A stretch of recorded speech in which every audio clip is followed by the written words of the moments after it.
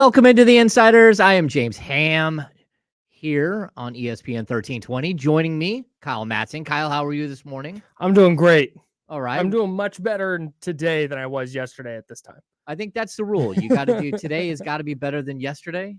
Yeah. We are the Insiders. Welcome in. Thank you for joining us here on ESPN 1320.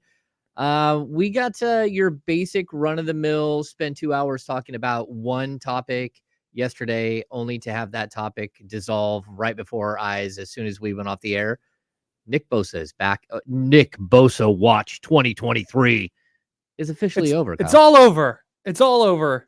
It's all over. It's a good thing that you and I spent so much time chatting after the show yesterday. Yeah. Because had that not happened, this is one of those fun sliding doors moments. So one of my jobs is I am the managing editor of NinersWire.com, USA Today Sports Media Group. I publish basically everything that's on that site. Yep. And so when breaking news happens, it's like, that's got to go up because as you know, in the online media space, when breaking news happens, if you're 10, 15, 20 minutes, an hour behind, you might as well not even write it. I agree. I think that's one good thing about being able to break news. Yes, Is that sometimes you can get out in front of it and then you can slow roll what happens after. Right. And then you're getting aggregated instead of what I do, which is I aggregate people. Yeah. So I pre-wrote that Nick Bosa post in mid-July. Oh, yeah. Just right about towards the end of July. Like right about the time I thought, stuff might start happening. And then just after every couple weeks, I'd have to go in a little update because Nick Bosa signed is burying the lead. Nick Bosa signed the Wednesday before the season started is very much prominent in the story. So luckily I had that ready to go and I was coming out of the restroom and I get a text from my mom that says woo with a bunch of O's and an exclamation point. And I'm like, what is she? And then as it was dawning on me what she was talking about, I got an alert from Adam Schefter. So I go in and I had to do all that. And I was going to get out of here. I ended up getting out of here about an hour later than I was supposed to because of all the hullabaloo, but it was fine. It's fine. And, people who don't know this, Kyle is actually pulling double duty here at the Odyssey world, in the Odyssey world. He is on early. He gets here at 5:30 in the morning. So by the time we're here on this show, Kyle's already been here for, I don't know, like 6.5 hours. 4.5. 4.5. Yeah. Oh yeah. My math is bad today. My math's bad every day. It's fine. I've been awake for 6.5 hours. I wake up at 3:30 in the morning. Oh, that's brutal. So that counts. You're on the right track. I can't do that. You're telling me this story and it reminds me, I had a boss at NBC that said, hey, it sure does feel like Luke Walton's going to get fired anytime. And I'm like, okay. I'm like, that's not going to happen, but okay. He goes, can you pre-write that story? I'm like, yeah, I can pre-write it. That's fine. So I pre-write the story. And of course he doesn't get let go. And then the story just sits there in the can. Like it's just waiting. Well, then I didn't work there anymore. The story didn't work. But I still had the story going into the next season. I'm like, hey, that's my story. I wrote it. I worked on it. Stop. They published your version of that story? Oh, okay. I published my version at the King's Beat. There you go. That's okay, what very you do. good. I published that story at the King's Beat. And my man. That's the way it goes. It's my story. I don't care where I was. I wrote that. It's my words, and that's the way it goes. Yeah, so, I love that. Let's get into this Nick Bosa's signing. I mean, it's 5 years, $170 million. He is the highest paid non-quarterback in the history of the NFL. $34 million a year, $22.5 million in guaranteed money. Did they get it right? Did they overpay? No, they got it right. They got it right. This is just how it goes. Like it looks like a lot right now. And it is. But there are 4 players with more guaranteed money on their contracts than Nick Bosa right now. And it's Deshaun Watson, who got $230 million fully guaranteed. And then I think it's Justin Herbert, who just recently signed his deal. Russell Wilson, who signed his deal last year. And I'm waiting for the really star player. is it ahead. is it Mahomes? Oh yeah, It might Mahomes be. is up It there. might be. It might be Mahomes, but Herbert. I forget that. Herbert Yeah, got but his that fill. okay. But Herbert is a very good quarterback.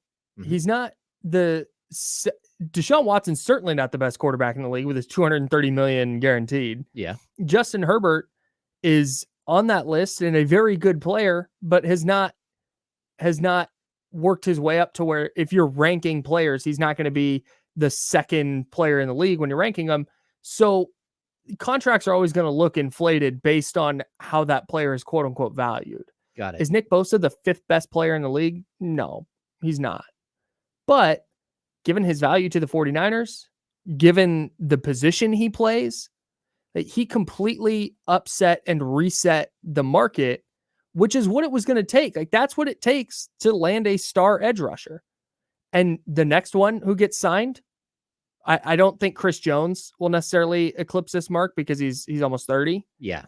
But the next edge rusher who gets signed, the next star edge rusher, Myles Garrett or Micah Parsons or whoever it is, they're going to be a tick above what Nick Bosa got.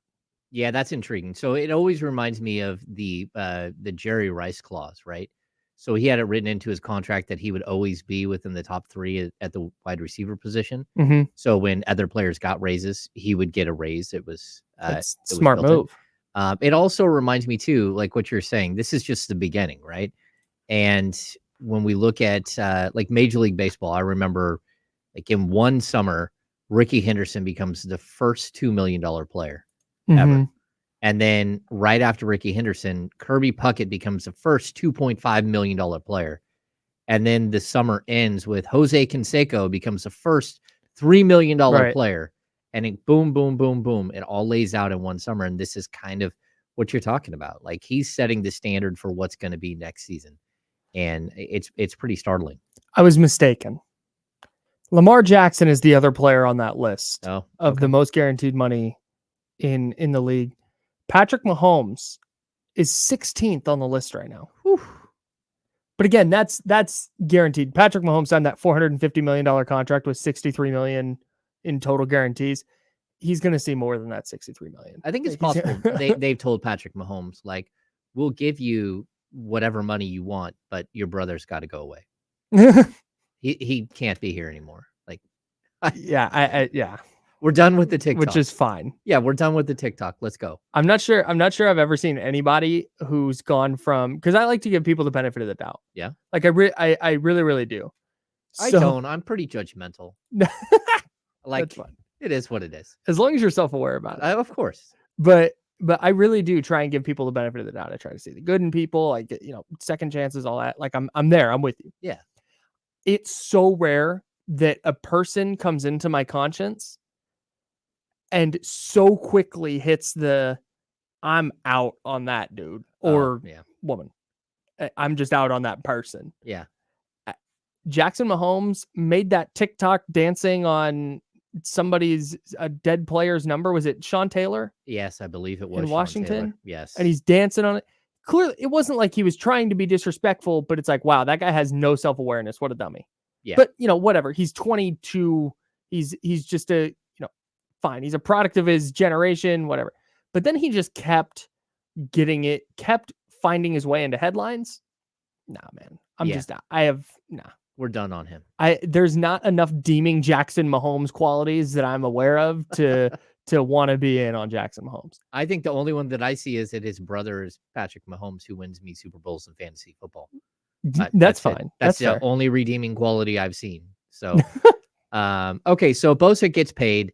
And this is the way that radio works. I mean, we work a 2-hour show. We talked about it nonstop. I mean, this is exactly what we had planned on talking about. We knew that there was potential for this. Is it surprising to you that it unfolded that quickly? No, because I personally thought, we kept hearing significant breakthrough is needed and they're not close. If they weren't close, we would have known about it a lot sooner than the last couple days. That would have been reported and gotten out like a while ago. Yep. And honestly, I don't even think it was the number. The fact that the average annual value is $34 million Like, that's a huge AAV, but it's always going to come down to the structure, and it's always going to come down to the guaranteed numbers. We know that. So to me, the 34 million, that to me says the Niners didn't suddenly capitulate on the AAV. They didn't suddenly wake up today and go, fine. Like, there were small details in how this contract is structured and the guarantees and when he's getting the money that the Niners finally decided to go, okay, we're in the building, we're ready for week 1, and he's not here. The defense is going to meet today. They've been meeting, and Nick Bosa is not going to be in the room for Wednesday, the first practice of the week. Fine. And that's always how it felt. We talked about this yesterday. Neither of us could reach the point where we go, okay, the Niners are fine going into week 1 without this guy. Yeah. And the Niners know that. They know that they need him. So the fact that it came together in the blink of an eye was expected for sure. Yeah, I think so too. And we're going to keep hashing this out as we go into the break here. We got a packed show today. We've got Nick Wagner from ESPN coming in at 10:30. We've got Scott Goldbronson from Silver and Black Today coming in at 11 to break down Raiders chat. So all of this is great. We're going to focus on football as we're careening towards opening night and opening weekend of the NFL. So you're listening to The Insiders on ESPN 1320, 98.5 HD2, and the free Odyssey app. We'll see you in just a minute.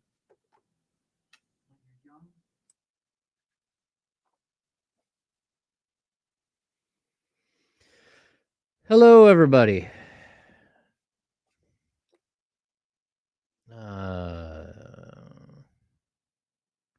What's going on, Chatty House?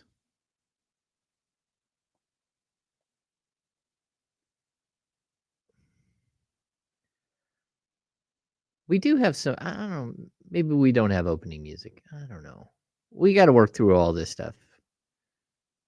Yeah.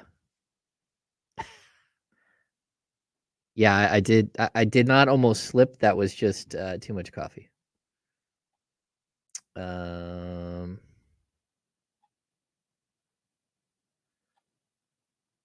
Katrina, I don't know if Travis Kelce is a go tonight. They're going to have him warm up and see how that goes. What's up, Tyler? How are you? Ramsey's right, by the way. Garrett, Myles Garrett, Ramsey pointed this out in the chat, did just get a new contract last year. So, okay, gotcha. Micah Parsons will be next. Yeah, and have you ever met Avery, King's Media Relations guy? Negative. Okay, Micah Parsons is Avery's first cousin. Good for Avery. Yeah, fam's about to come into some money. Yeah, lots of money.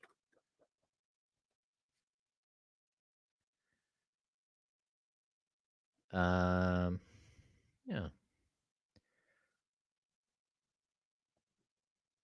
Facts, David. Facts. And the immortal words of Buddy Hield. Facts. What else? 2 minutes? Okay.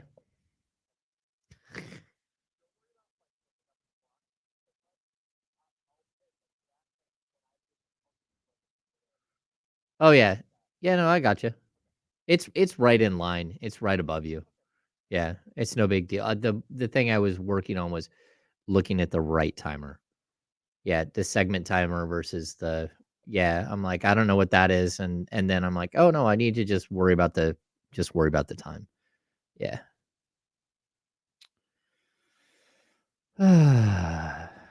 Good question from Sal. Kyle, what are your top 3 fitted hats? I'm gonna have to think about that. Okay. I know number 1 is the A's black fitted with the green A. That is my number 1. Just a basic fitted of all time. Yeah, they wore them in 2000. Okay. 2001, I think. Yeah, when I was younger, I had the Johnny Damon version of that jersey. It was the first fitted I ever had. Ooh. And they re-released them. Gosh, You have a 4 Johnny or 5 years. Damon jersey. Not anymore. I used to. Oh, you didn't keep it? No. No. My first jersey ever? Yeah. Freddie Solomon, number 88. Oh, R.I.P., man. Yep. I had a boss one time. I'll tell this story. Remind me to tell the Freddie Solomon story at the next break. We got about 10 seconds. All right.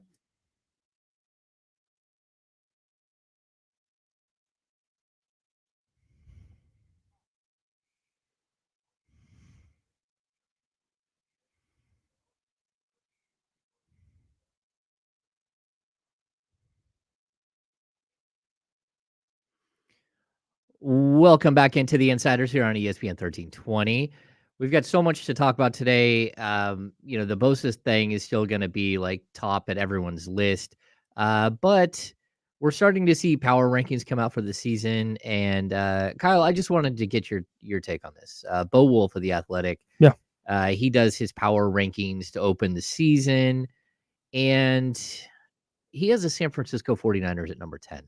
Like I'm watching shows this morning and they're debating, and one person has the 49ers winning the Super Bowl, one person has the 49ers losing the Super Bowl. How do you get to number 10? Because when I look at this list with the Chiefs and the Eagles, I get that. The Bengals, the Bills, we can discuss. The Jags, Ravens, Cowboys, Jets, Chargers, and then the 49ers. Is there anything that stands out there to you? I don't think the Niners are the 10th best team in the league, but if you heavily weight your power rankings toward quarterback play, then I could see why you would put the Ravens up there. Lamar Jackson, he's back, he's healthy, got his contract signed. Todd Monken's their new offensive coordinator. They're going to start airing it out more. Okay, fine. Justin Herbert just got his new deal. He's also a very talented young quarterback. Trevor Lawrence took a big step last year. Huge. I think he could take a real leap this year, and a lot of people think that. So if you're looking at quarterback play and weighting your rankings that way, I could see how you'd put the Niners down at 10. It's not where I put them personally, but I wouldn't, if somebody went, I believe in these quarterbacks more than I believe in Brock Purdy and what the 49ers are doing. Oh, okay. We got into this discussion yesterday about lists, and you are anti-list. I am anti-list. Nobody dislikes lists more than you. Well, I think my problem is that they're so strangely subjective. Yeah. And then I'm looking at their list, and they project the 49ers to win 10.6 games, and then a team like one of the other teams, the Jags or the Jets or someone, to win 9 games. And I'm like, how do you put someone above another team when your own metrics say that they aren't as good, that they're not going to win as many games? So what exactly are we basing our list off of? Yeah, that's where I'm so confused, man. This is a really meta media conversation, right? Yeah, because it's very strange. Well, because almost every power ranking I've looked at over the offseason, and as an aggregator, I look at a lot of them. Yeah. It's Chiefs or Eagles 1 and 2. You just flip-flop those. And then some combination over the next 3 teams of Bills, Bengals, 49ers. Okay. In some order. It varies. Of course. And that's where that makes sense to me. If you want to say the Niners are 5th in that group because of Buffalo's got a very good defense and it's Josh Allen and they're just looking to get over the hump, and the Bengals are recently in the Super Bowl and they have Joe Burrow and their defense is awesome. Okay, great. I'm there. Yeah. And if you want to put the Niners 5th. So I think this is somebody who, like I said, maybe the way they do their rankings, they just really weight quarterback play differently. And maybe they were also reading all these power rankings and going, I got to do something different here. So here's how I'm going to do this. Is it fair to say that the 49ers entire season does really bank on Brock Purdy? Yeah. And you think so? Yeah, for me it does. Okay. Yeah, I just understand that. If he's the same guy, if he's a guy, so you have him, you said 4,200 yards, 30 touchdowns. Yeah, I think that's where he can be. I mean, I think he'll be between 38 and 4,200 yards, between 27 and 31 touchdowns. And if he's that, and he's limiting his turnovers while doing that, I think Niners are going to be excellent. Yeah. So the other thing I would question with this particular list is, are the Niners 10 now because he needs to see it with Brock Purdy? or the Niners 10, like he's predicting them to finish 10th. Like I'm with you. I'm of the mind that he's probably putting them 10 right now because he's agreeing with me that Brock Purdy is a big factor in this. Yeah. And he needs to see, okay, if Brock Purdy goes out against Pittsburgh and goes 19 of 27 for 212 yards with a couple of touchdowns and a pick, and the Niners offense puts up 30 points, then all right, maybe you tick him up. Maybe tick him up a couple spots. Yeah. But if he goes out against Pittsburgh and struggles, it's hard to now say, yeah, the Niners are a top 5 team in the league. Okay. Yeah, I mean, I do understand, like, if we're looking at the other top teams, the other, like, what I would look at, like, almost a consensus board. So when I do my mock drafts and stuff, a friend of the show here, Brett Huff, he does what he calls a mock draft consensus board, and he goes through and he checks out all of the mock drafts that are around, and he builds a consensus. And I do think it's a strong way to start. Like, if once we get deep into mock draft season, I usually, like, get far away from that. And I think I use the insight that I have, the intel that I have, and then I start rating my players in the way that I would draft them based on many things, including who's drafting, what kind of needs that team has, all this thing, all of these different items. I do think that there's value in looking at some sort of consensus, but then I see these lists, and from, like, look, it's, if we're looking at the big, like, news reporting places that are left in our world, it's become like ESPN and The Athletic. Like, and then you have your daily papers and your guys like me who cover teams in different ways, but really, like, those are your primary where so many people are getting their information. Yeah. And I just look at these things and think, man, are they accurate at all? Do they need to be accurate? Do they even have to be in the ballpark? Or is it like you're putting your own opinion in and hot taking during a list? And I think that, again, Brock Purdy showed to me last season that he was ready to play, that he was, like, on board and fully in this thing, and was ready to take a team as far as he could possibly take them.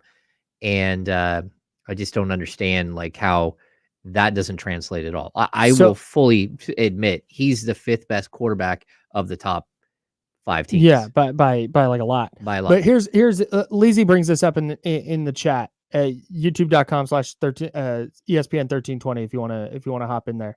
But Lizzie says Niners fans never talk about McCaffrey, and then said Purdy had McCaffrey helping him out. That's baked in to the Brock Purdy conversation for me. I know what I'm going to get out of Christian McCaffrey. Okay. I know for the most part what I'm going to get out of Deebo Samuel. I know what I'm going to get out of Brandon Ayuk. George Kittle. All of that is baked in. This offense should be very good because of guys like that. Yes. Right. And Christian McCaffrey had a massive role in Purdy's success last year, no doubt. Of course. But again, that's baked in here. My deal with Purdy is, can he just do what he did last year? And is that going to be enough? And if he does what he does last year and they go through this whole season averaging 33.5 points a game, I don't think they're gonna. That's crazy. But if they just do that, that's part of it. Brock Purdy playing well, he needs to play well independent of dumping it off to Christian McCaffrey, and Christian McCaffrey turning a 2nd and 12 into a 3rd and 1. Yeah. No, he has to be good independent of his playmakers. I think he has to be good independent of his playmakers, but at the same time, he has more playmakers than almost any one of these other teams. 1,000%.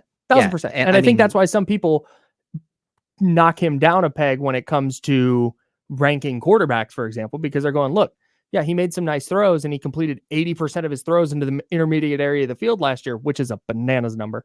But he also had Christian McCaffrey. And he also, when he would bail out of the pocket, he was throwing to George Kittle, who turned a 15-yard pass into a 40-yard touchdown. Yep. So I think those are the little things that people look at and go, okay, well, Purdy's success last year was a product so much of his environment. Now can he carry that out over a full season? And when the 49ers do need him to make a play, Deebo Samuel slips and falls on a route, and Brandon Ayuk is all covered up, and Christian McCaffrey's in the flat, but they need to push it down the field. Like, can he go make a play? Can he find somebody down the field and accurately deliver the ball? Those are the questions that come up to me about Brock Purdy, because it's not about can he get him to the playoffs. It's about can he win them a Super Bowl. Okay, so I would answer that this way. He did enough in the games that he played, and he had enough games played to show me that he can do those things and that he could do them better than Jimmy Garoppolo. I mean, watching him, like, there's some things that Jimmy Garoppolo did that were perfectly spectacular. But Sure. there are also plenty of times where he just couldn't make the throw Mm-hmm. or he overthrew Mm-hmm. and he cost his team. And I'm watching Brock Purdy, like, if he can stay healthy, Sure. I That's think step he will one. have a perfectly fine season. And, Mm-hmm. We like some of these boards and stuff, they start instantly talking about Sam Darnold. Like, if Yeah. Patrick Mahomes goes down, who's the backup quarterback in Kansas City? Who's the backup quarterback I genuinely have no idea. I should know this. in Buffalo? Well, it used to be one guy, but now Buffalo, gosh, I don't even know who it is in Buffalo anymore. Okay. Boy. We can keep going. But that's because those guys typically play their full season. The 49ers have had 1 year under Kyle Shanahan where their quarterback has started all the games. Yeah. So that it definitely matters. So that's the thing for me with Purdy is I disagree with you that we saw enough. It's sustainable. He can do it. 5 games is to me 5 games plus 3 playoff games, 2 playoff games is not enough. I need to see it over a full season sample where it's okay distributing to playmakers, but also when the team needs it, you're making that big time throw on the field. Okay. All right. We're going to continue this discussion in just a minute. We're going to bring Nick Wagner in from ESPN. Yeah. And we're going to keep hitting this 49ers subject as we head towards opening weekend of the NFL. You are listening to The Insiders on ESPN 1320, 98.5 HD2, and the free Odyssey app. We'll see you in just a minute. The NFL is back.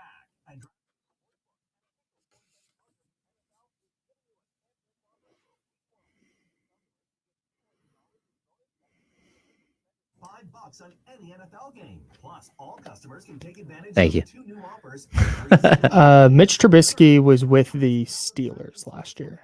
I believe he still is. Well, no, I mean, I think that's right. Blaine Gabbert's the backup in Kansas City. Okay, so but this is my point. I've got to run. I got to call Nick. Sorry, I didn't. Oh yeah, go. Yeah. You can continue. All right. Hello, everyone. Rob Bay says Niners are trash. That's a hot take. Not quite sure where you got that, but the King's Legend. Here we go. Niners are trash. They're going to be really good. I don't think it's difficult to say that they're not going to be really good. We got Matt Barkley out there somewhere. I don't know.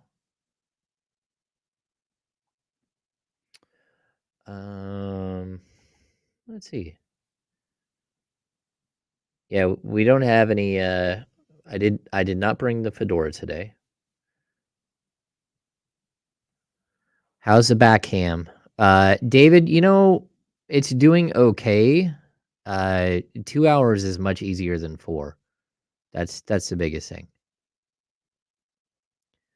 Leezy asked, do I think Debo will have a big year? I think it's interesting because Kyle said something there that I didn't quite didn't quite agree with when it came to the 49ers. And he said, you know what you're going to get out of Debo, you know what you're going to get out of Ayuk and Kittle and McCaffrey. I agree with you got Nick. Yeah, I agree with 3 of the 4 there. I definitely think that you know what you're getting out of Kittle's. You know what you're getting out of Ayuk and McCaffrey, but Debo is like really the wild card. He was so good 2 years ago, and like he was electric when he was healthy and stuff like that last year, but like all over the board.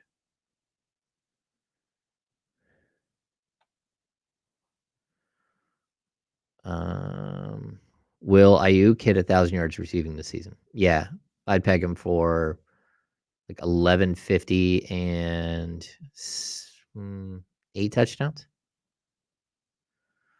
Oh, Sacktown Tony, I need to reply to that email, don't I? Yeah, I'll be back in fantasy basketball. I'm not very good at it, but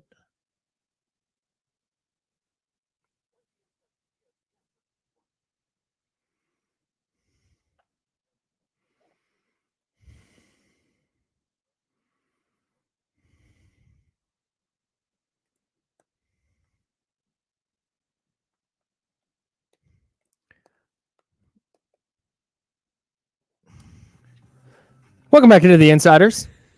That's my bad. Kyle Madsen, James Ham.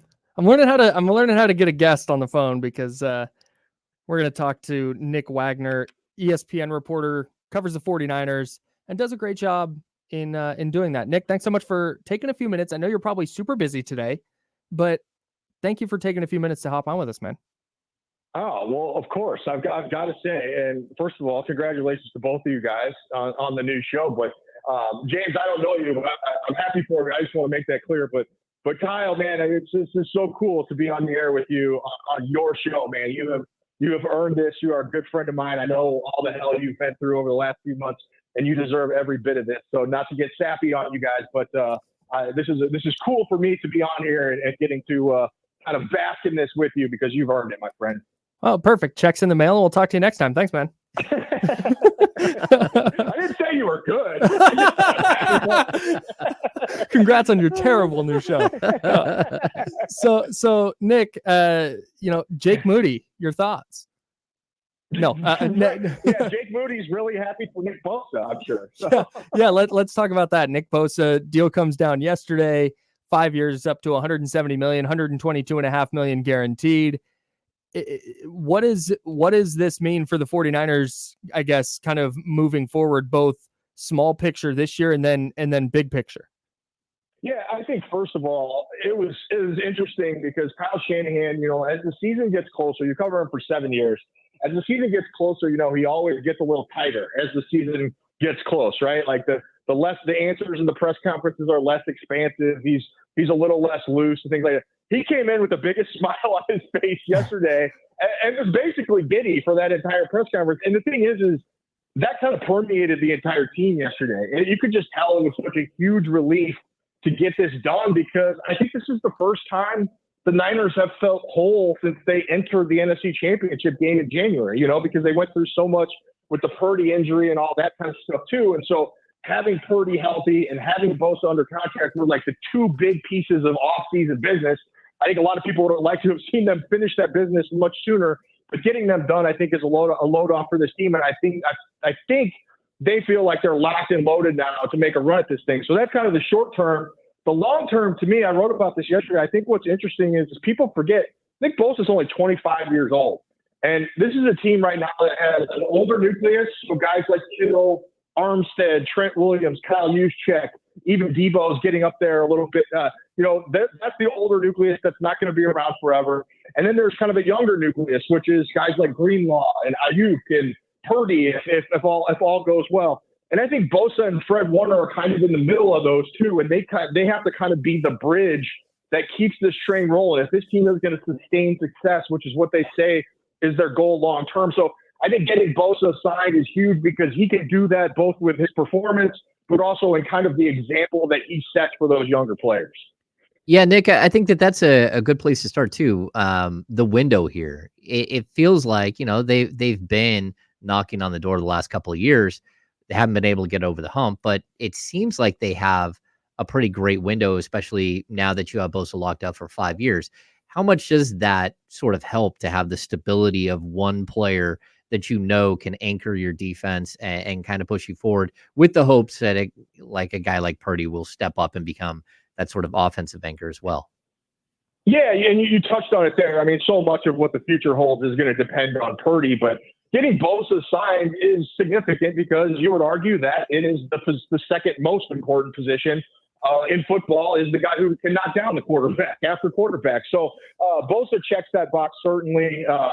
I think yesterday was a good day for that. And so I think they have to find a way to continue to build and find stars. Like that's the kind of people talk about like the Rams window versus the 49ers window and how they've both kind of been these all-in teams. And I think there's certainly truth in that, the way that the Rams did it was less sustainable, but they got the job done. So we can't take that away from them. They won a Super Bowl. But the biggest difference between the two approaches is the Rams were finding serviceable starters in the draft, but they weren't finding big stars. They were finding the guys who could just be there to kind of help prop up their stars. And when their stars stayed healthy, they were great. It worked out fine. But when they didn't, they were lost, which is what we saw last year. Whereas the 49ers have had a knack for not just finding starters, but like legitimate stars, the guys that they're paying now, Bosa, notwithstanding, of course, he was the number 2 pick, but the guys like Hufanga and Kittle and Warner, where they're taking, Purdy, 3rd through the 7th round, where they're finding, and that's tough to sustain. I don't know if they can do that, but having a guy like Bosa certainly gives them a leg up and gives them a little bit more wiggle room to keep looking for those guys if they're not finding them. Talking with Nick Wagner, he covers the 49ers for ESPN.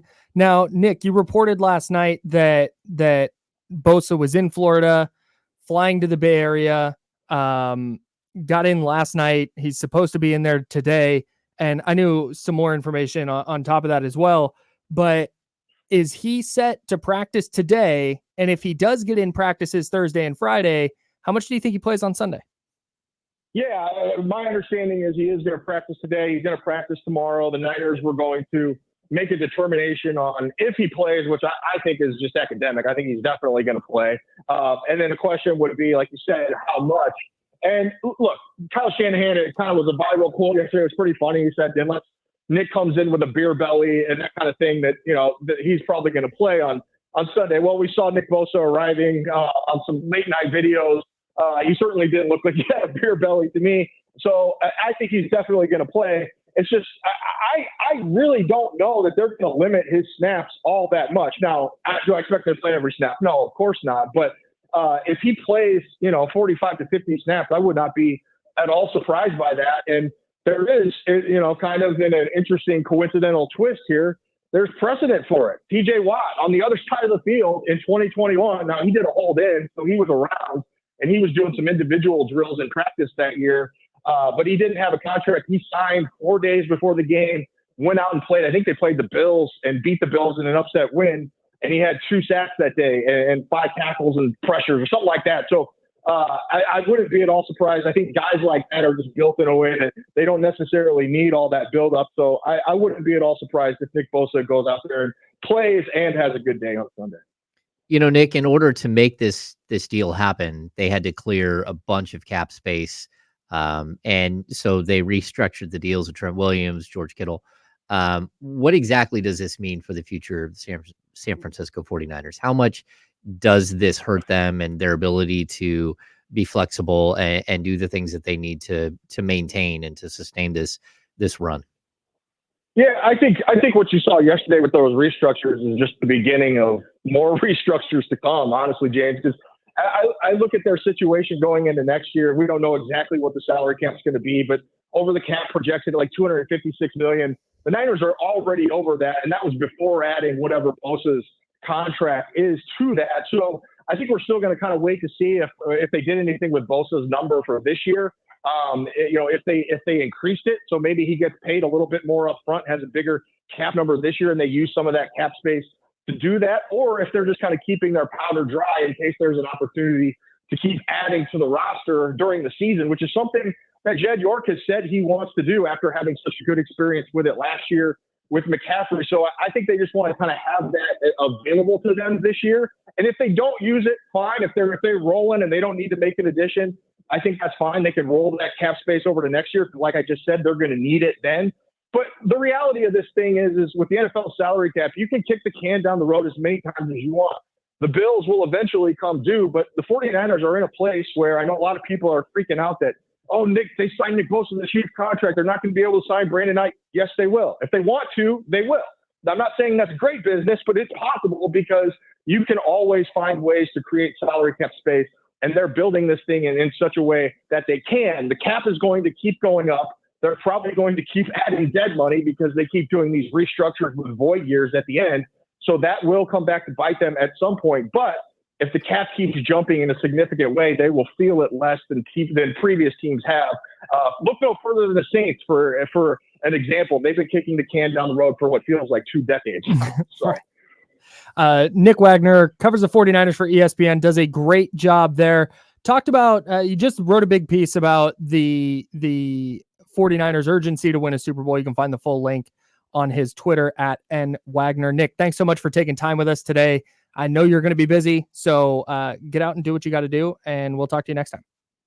You got it, guys. Have a good one. Thanks, Nick. All right, there goes Nick Wagner. Dude, that was Covers great 49ers. stuff. Yeah. Yeah. He does a really good job. Yeah, I haven't been on the air with him before. Oh, really? Yeah, super Oh. super insightful. I mean, he comes on with the guys, but I haven't been on during his stretch. So Okay, yeah. All right. Well, we're gonna disappear for a few minutes. We're out of here. Yeah, we're gonna vanish. No, we'll still be here on the stream, but we're gonna take a break. You are listening to the Insiders on ESPN 1320, 98.5 HD2, and the free Odyssey app. We'll be back.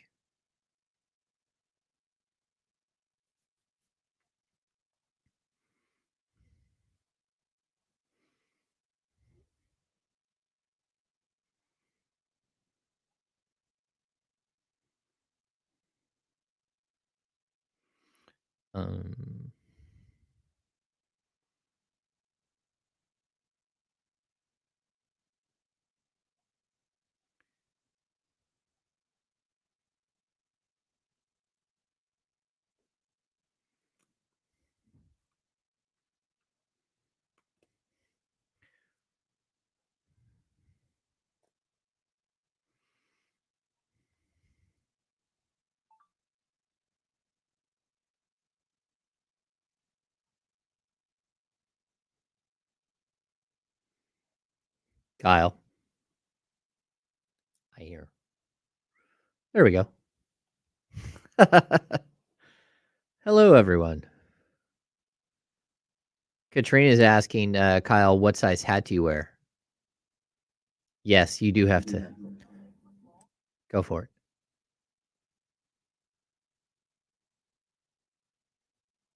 7 3/8. 7 3/8. Okay. I don't think I own a single fitted hat. Yeah, 7 3/8 or 7.5. They're not for everybody. Admittedly, they don't work on everybody. You seem like a dad hat guy. I'm a trucker hat guy. A bent bill. I'll wear a hat tomorrow. How about that? A fedora? No. I'll wear I'll probably wear my Paps hat, my Paps blue ribbon hat. Strong. All right.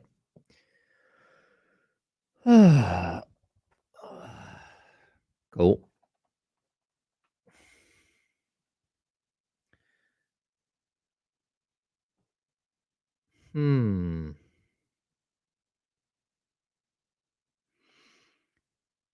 Got all kinds of people in the chat today. Hello, everybody.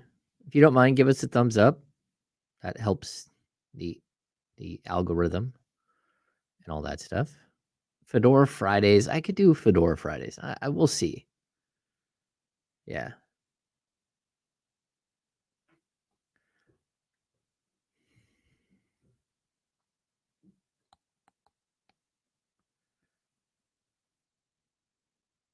No, not really. Fedoras aren't a fitted thing. All right.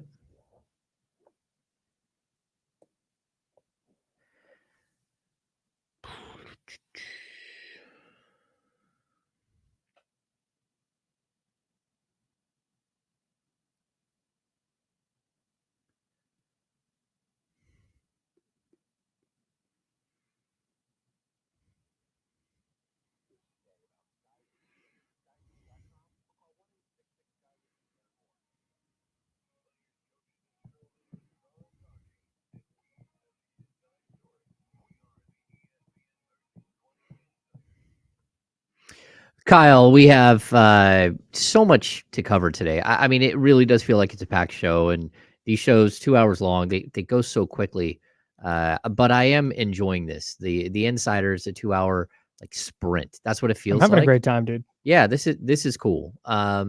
Kevin Clark from This Is Football had Robert Griffin III on to talk about Kyle Shanahan and his experience with Kyle when he was back in his rookie season with the Washington at the time Redskins. Yeah. I thought it was an interesting conversation, and like I want to digest it. What do you have the audio for us? What are we gonna do here? Yeah, I do. So a couple of really interesting things from RG3 on Kyle Shanahan, and he says at the end, you'll hear it at the end of one of these clips. He was only with him for 2 years, so it's not Yeah. like he has this wealth of experience around him as a coach, but those 2012, 2013 years were fascinating as an outsider. So getting his point of view on Trey Lance and the 49ers quarterback situation was really cool. However, this first clip, he calls Kyle Shanahan a control freak. Yeah. And I want to dive into that, but here's what he had to say. My issue with Trey Lance and Kyle is that I thought that Trey Lance would allow Kyle and the 49ers to take that next step as a team, because Kyle loves guys that are predictable, right? Even our team in Washington with myself and Kirk Cousins. Kirk was a guy that they knew, hey, if we draw this play up, he's going to go boom, boom, boom, boom, get it to where we think it should go. Whereas guys like myself, Jalen Hurts, Patrick Mahomes, all these guys, there's a little more creativity to the game. It's not that you're trying to draw outside the lines, but you do. And I thought Trey could provide that for Kyle. Kyle's a control freak. Brock Purdy gives him a little bit of both worlds. He gives him the predictability of, hey, he's going to go through his reads and do this, but he can also create on the back end. And they just liked it more from Brock than they got it from Trey. You know what, Kyle? Like, I played high school football, and my high school football coach was a control freak. Mm-hmm. I think that almost every football coach you're ever going to run across is a control freak. Right. If you're going to reach the pinnacle that Kyle Shanahan has reached, you have to be a control freak. I agree. Like, there are so many things to that. Like, I don't quite get it. Like, when I was in high school, my football coach said, "Hey, I'm moving this weekend. Everyone come to my house and help me and my new wife move to a new house." Okay. 9 of us showed up. And, I played for Nevada Union. We had 55 kids. Mm-hmm. Yeah, that was bad. Yeah, 9 of us showed up. He was expecting 55 to show up. Oof. And so 9 of us showed up. So we get to practice on Monday morning, and it was probably 30 degrees outside. The ground was frozen. It wasn't even mud. It was just frozen. And I think we did like 300 down-ups, all of us. Even the 9 that pulled up. The 9 that rolled up and sat there and moved him for like a good 12 hours. Yeah. We still had to, because we're a team, right? Right. Nobody's above the team. Well, the dude decided to move again 2 months later. And we all showed up, all 50-something of us. And then it was chaos. It was chaos because now you got too many people, too many trucks. But the dude didn't even have to pay for moving. Like, this is what a football coach is. They're on top of you. They're in your grill. Like, and so while I get some of his understanding and his take here, I also think, look, you have to be able to progress. You have to actually follow the game plan and be part of what the coach wants to have happen on the field. If Kyle Shanahan wasn't a control freak, his offenses probably wouldn't have as much success as they have. No. Like, that's just it. It's, in fact, I would go as far as he might be more overbearing than Andy Reid when it comes to, just to pick another very good offensive mind, when it comes to line up here, do this. If you're half a yard off and you can't figure out where to line up, you're just not going to play. Like, that's one of my criticisms of Kyle Shanahan, actually, is I think he leaves some talent off the field at times because that talent doesn't know exactly what to do on an exact specific given play, or they can't run block very well. So he's afraid that the defense is going to know they're going to pass when that guy's on the field. I get, like, fine. If that's a critique of his, I'm totally there. But every coach in the league, head coach, offensive coordinator, whoever, wants their players to do exactly what the game plan dictates or what the specific play call dictates. Yeah. That's why you game plan. I totally agree. And it's also why you put specific players in specific positions. And you give some players more leeway. Mhm. Debo has more leeway than Brandon Ayuk. Sure. Like, that's the way it goes. Maybe used to. Well, yeah, but still within the run game and everything Yeah, else, yeah. he has the ability to dip and duck and dodge, where Ayuk is, he's running around and doing his one-dimensional. thing. Yeah. Yeah. And, and then Juwan Jennings, even less, right? Mhm. And then I'll take it to the Sacramento Kings. Like, we hear this term when it comes to Mike Brown. He's OCD. That means he's a control freak.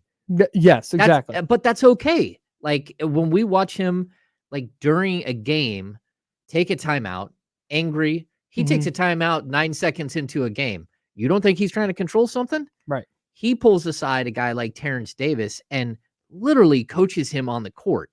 Like, that is what we're talking about here. That is how, if you're going to be excellent at your job, if you're going to find success, it can't just be like this laissez-faire. Everybody gets to have a good time. And like, this is like that, because that's not what, guys like Nick Bosa, we talk about him all day, but you look at Nick Bosa, that dude hasn't missed a day in the weight room. And like, since he's probably like, he exercises for 8. sure. Yeah. So the fact is, like, these guys know that this is a drill. This is a job that they're put into. And so I understand some of it, and the freelance versus the guy who follows directions. So I think that part of this, though, is him saying, and maybe I think this is what he was trying to get across, that the reason that Trey Lance did not work out with the 49ers is because there was an expectation that he was going to be what Brock Purdy is in terms of being the best of both worlds. It's super high football IQ. That's how he won the 49ers over. In Zoom meetings, because that's the pandemic year. They were in Zoom meetings. He's on the whiteboard and crushing it.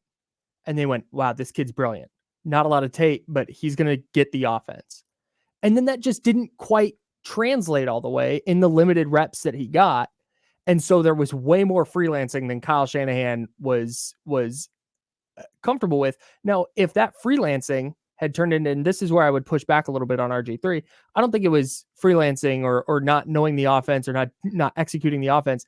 If Trey Lance was quote unquote freelancing and the 49ers were scoring every time they had the ball while he was at quarterback, that would be way different. But it wasn't that. It was, he's not executing the offense and the offense is stagnant because of it. Yeah. So, no, I mean, I think it's really interesting. And there's another clip here we have for him, right? Yeah. There's this other clip, and this kind of plays into, I think, another reason why the Shanahan Lance thing didn't work out, and why, even if Lance had been really good off script, why it still might have not worked out. Here's RG3. For me and Kyle in Washington, I don't think there was any creative differences at all. I think it was more of, how do you say this? Coaches, players, all throughout the league, you've read into this probably, everybody's got somewhat of an ego, and everybody wants to take credit for whatever is going on. It's a lot harder for a coach to take credit for what a guy like Patrick Mahomes is doing, who is super creative, as opposed to taking credit for taking Matt Schaub or Matt Ryan or Jimmy Garoppolo to the NFC Championship game. So I never had any issues when it came to that. We just didn't have enough time to work together. We only got 2 years there in D.C., and that's a whole other can of worms. Kyle, I mean, I understand what he's saying, but you have to prove that you can be at this level. Yeah. And then you get the opportunity to go to this level. But also, right. But is anybody not giving Andy Reid credit for the Chiefs? They give him all kinds of credit. He gets so much credit. If there's someone who doesn't get credit, it's Eric Bieniemy. Yeah, sure. That's who it was. Sure. I mean, like, he's not getting any credit where everyone else is getting all the credit. Yeah. But it doesn't always work out. I mean, I don't have the sound of it, but Kyle Shanahan said on the Play Callers podcast with Jordan Rodriguez, really, really good series that highlighted Kyle Shanahan, Mike McDaniel, Matt LaFleur, and Sean McVay, the kind of the Kyle Shanahan tree, if you will. Yeah. And Shanahan had a quote in there about how he can, and I'm paraphrasing, he can live with a result if he thinks he made the right play call. If he believes strongly in the play he called and it doesn't work, he can sleep at night. And that to me is where ego becomes a problem, or potentially a problem, Okay. where if you believe as a coach, and I don't know this, I'm not inside his head, but if you believe as a coach that you have that much control over the game, and that, hey, as long as I do the right thing, like, no, this is the players, man. It is on the players to execute. You got to let them go make plays. But there are times, Kyle, where I've watched his play calling Mhm. and thought that he hurt his team. Yeah, that's right. That's the issue. Yeah. Is okay, maybe that was the right play call, like in your mind, but was it if it didn't work, it was there's so many instances of a play that the Niners play out and it falls flat. Yeah. And Shanahan goes, and there's times he says after a game, I wish I had that one back. That wasn't the best. But the fact that he said that and believes that, hey, even if we lose, as long as I called the plays right, then Okay. that's interesting. And I think a lot of it comes down to trust. Like, and I Yeah. think that's something where if you can't get his trust, he's not going to call the play. And so basically this word trust means so many different things. In order to earn the trust, you've got to be able to, do the basics. In order to take the next step, Yeah. you got to show that you can do it and that you can be, stable and do what it is that he needs you to do in order to find success. Yeah. And that's where I think, a guy like Trey Lance just never got to from point A to point B. Again, I'll compare him again and again and again, Right. very specifically to Marvin Bagley. It just never quite worked out. Yeah. All right, we're going to take a break real quick. We'll be back in just a minute, and when we do, we will have Scott Goldbranson from Silver and Black. He's And already in there. Let's go. Yeah, we'll talk Raiders. So you're listening to The Insiders on ESPN 1320, 98.5 HD2, and the free Odyssey app. See you in a sec. That's my bad.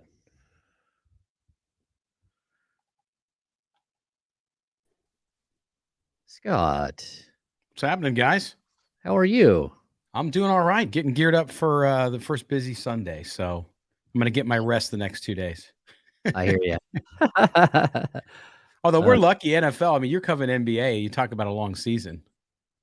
Well, it's long, but we have like this 6 weeks here where it just dies. Where I feel like the NFL never does die.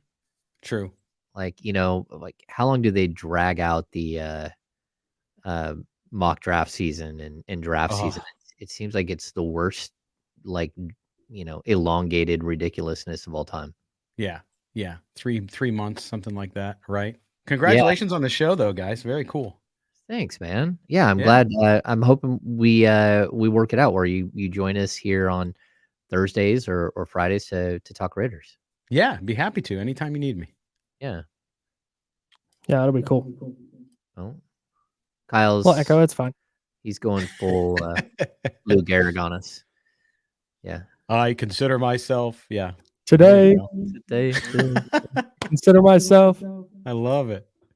The luckiest man on the face of the earth. Yeah, there we go. That's great. I'm glad you went through the whole thing there. Oh yeah. Got my alarm going off in here. That's alarm making sure you're here. If I do nothing else, I'm going to run a bit into the ground. I've been known to do that. I'm not so much a bit guy as I like to hit hard with like witty sarcasm at weird points. That's good. That I don't usually stick with a bit. I do a lot of movie references, cultural, like pop culture references that I'm going to assume 70% of people listening or watching don't get, but I kind of like that because the people who do get it will laugh and they'll understand. We have this bit that we do on the King Speed podcast where again, we're Scott, just so you know, we're on break. So with Brendan Nunez, who's a great kid, Brendan has not watched any movies at all. So we like try to force him to watch movies and he doesn't get any references. Yeah, it's a disaster. Oh yeah. I know. I this shirt I'm wearing right now is a movie shirt, right? So I'm wearing this shirt one time, and I do my Raiders show, and people are, "Why are you wearing a Chiefs shirt?" And I'm like, first of all, is it red? No. Okay. You've never seen the movie Slapshot.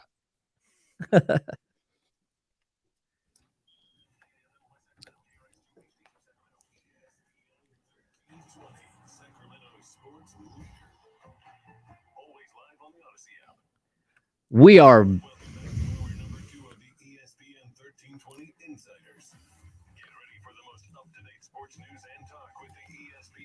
My bad.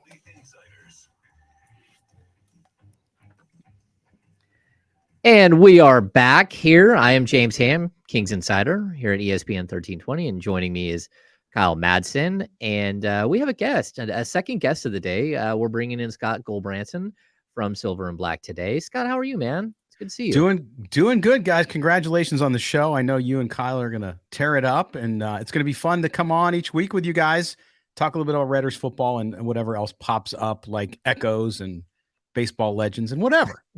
Slapshot. Yeah. And I definitely, we're only having guests on that will like say we're awesome. So thank you. That's 2 for 2 today. That's 2 for 2. Like everyone is excited that we've got a show. Hey, this is opening weekend. Everyone's super excited. This is, what we all live for if you're a football fan.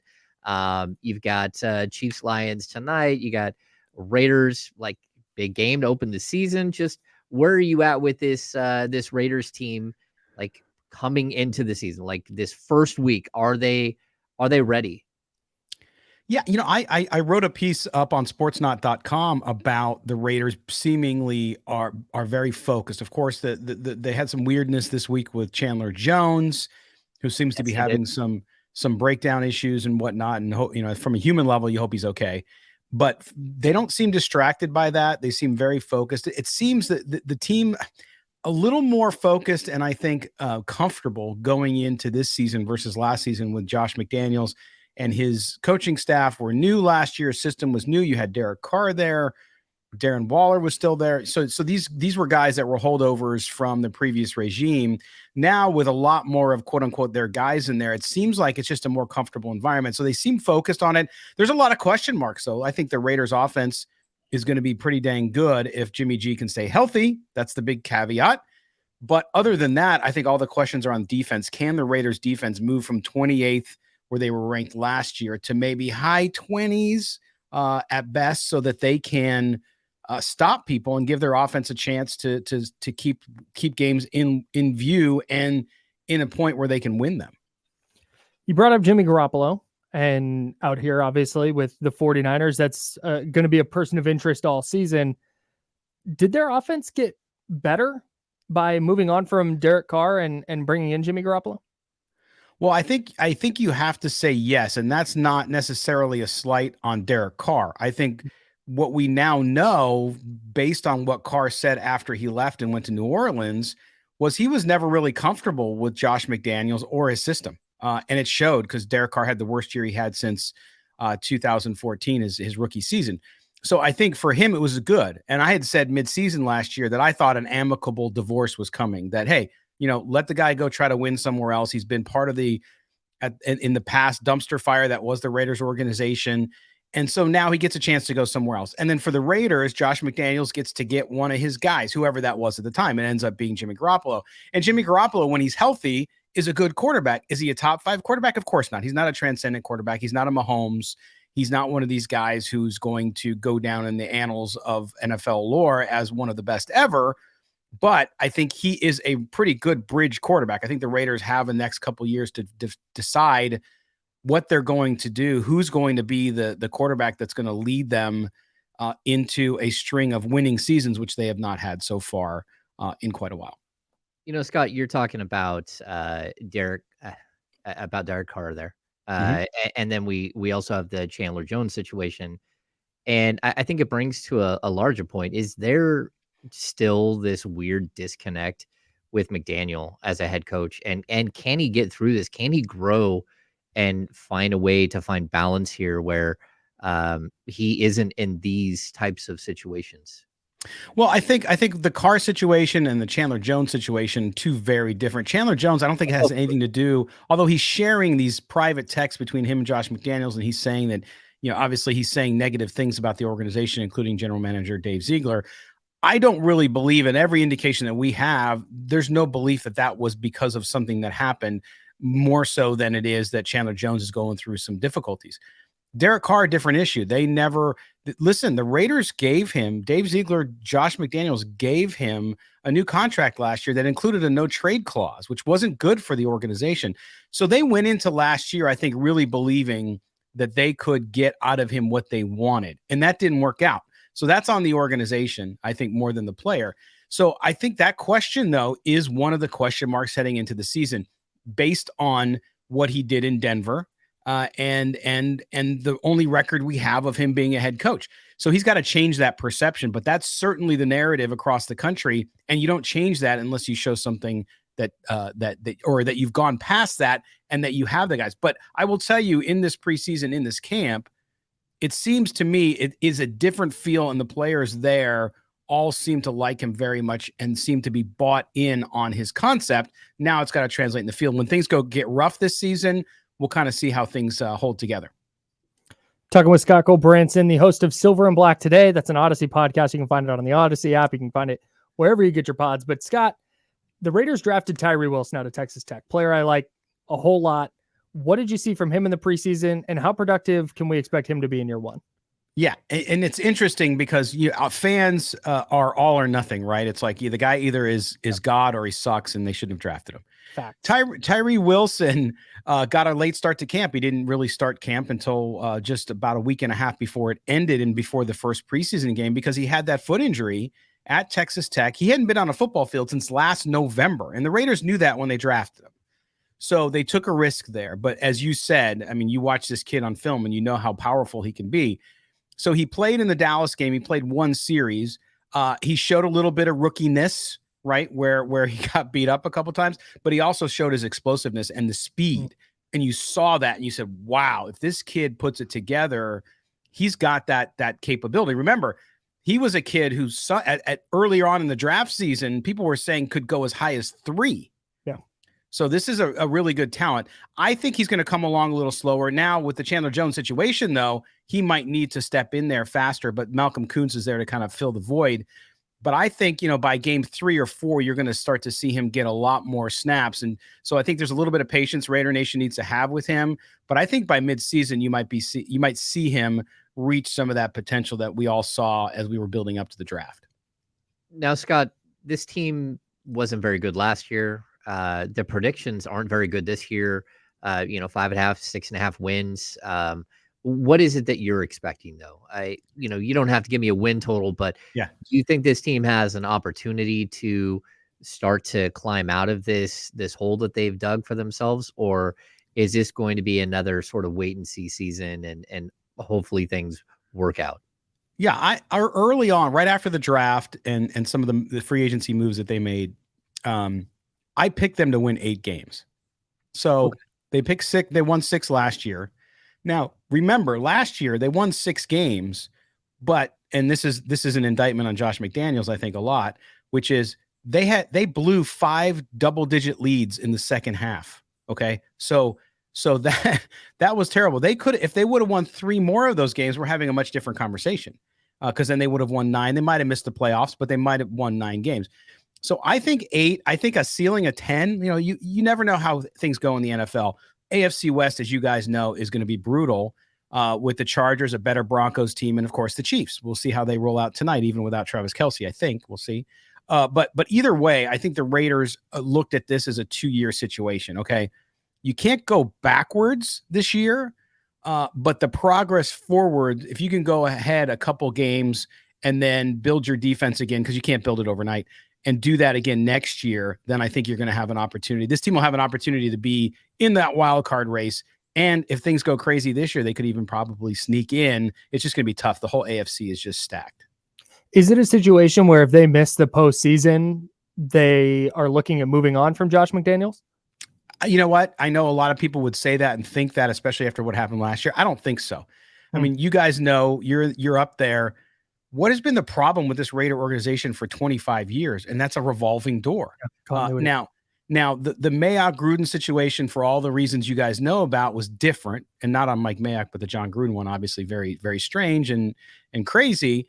Mayock and Gruden didn't draft well. That probably the worst drafts in the history of the Raiders franchise. And that's saying something, because Al Davis did, at the end of his years, did do a couple of woozies, but the Gruden drafts were just brutal. There's nobody left except for Josh Jacobs, right? So you look at that and you say, okay, what do we need to do? I think unless he loses the locker room guys, I think he's got another year no matter what happens this year. But if he were to somehow, to your point earlier, James, about how he relates to players and his reputation, if he loses that locker room and it becomes public, because you cover locker rooms, guys will start talking if it's really bad. And if that starts happening, then I think all bets are off. But if that doesn't happen, I think he's got at least one more year there in Vegas. Yeah, it's interesting covering the NBA. There's only 15 guys. So when you lose your locker room, you feel it. You feel it as a collective. Yeah. You see it, and it's time to go. And and so I would hate to be in an NFL locker room with 53 guys and then practice squad guys. Like, you could lose half of it and not the other half, and you could lose the whole thing. And then that's a lot of gigantic. I wither when one person doesn't like me. A whole locker room of people being out on me, I couldn't do it. Kyle's gonna struggle here on the Insiders. I need people to like me, bro. Scott, thanks so much for joining us. You can find all of Scott's work over at Silver and Black Today, Odyssey podcast. We're going to do this every week. We're going to have you on. We're going to talk Raiders. We are the home of the Las Vegas Raiders here at ESPN 1320. So thanks for joining us. Guys, again, great luck with the show, and look forward to talking to both of you next week. Thanks, Scott. All right. Party on. Do you feel better or worse about the Raiders after talking to Scott? Better or worse? No, I just don't know. I feel like the Raiders are the Raiders, right? I do. I feel like what we watched last season was embarrassing. It was embarrassing if you're a Raiders fan, and to have a coach who clearly needed to be fired at multiple points in the season, and then to just hey, we're not doing anything. And then all of the talk is they're not doing anything because they don't have any money and they can't buy him out. That was, to me, one of the things that stood out. That is Raiders in a nutshell. Yeah, no doubt. It definitely has that, we're in Sacramento, so I'm going to say Kings, but there's a ton of teams like this. The Jets, for example, that it's that's just until that team shows me that they have taken that next step, I'm going to doubt them. Of course. So, and rightly you should. Yeah. I mean, it's just like the Sacramento Kings for so many years. Yeah. You got to doubt them until they prove that that's not who they are anymore. But that said, if Tyree Wilson is half the player that they think he's going to be in year one, alongside Max Crosby, that can change the entire complexion of a defense. We know Jimmy Garoppolo, every time he's been on the field in the NFL, he's won games. So I feel a little bit better now than I did earlier today about the Raiders. All right. I just think anytime you're walking into a season and it's if Jimmy Garoppolo stays healthy. Dude, been there. Game over. Game over. All right. We're going to take a break. We'll be back in a few minutes. You're listening to the Insiders on ESPN 1320, 98.5 HD2, and the free Odyssey app. We'll be right back.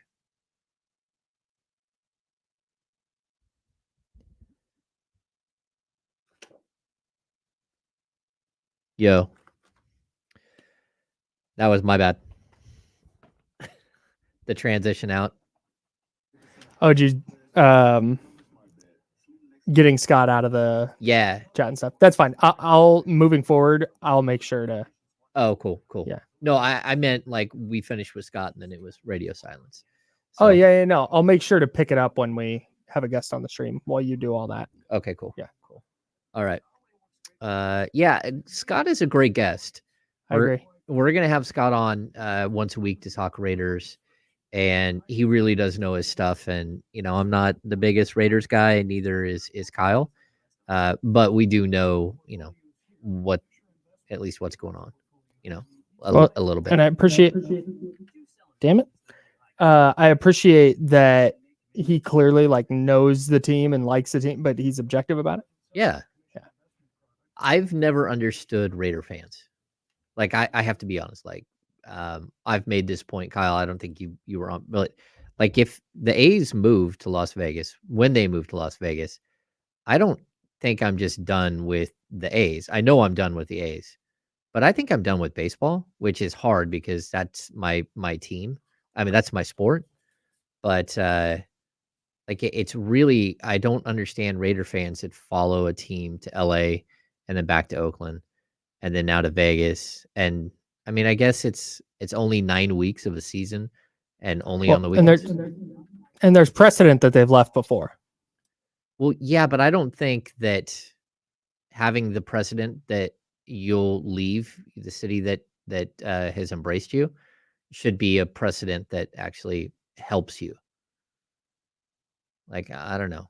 That's almost like, well, she cheated on me before and I took her back, so I guess it's okay if she cheated on me again. I'm not that dude. So I don't know. What's going on, everybody? How are we doing in the chatty house?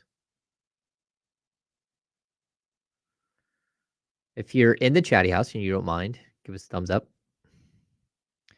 And remember that it carries over to D-Lo and KC. We have the same exact live stream going, which is really cool.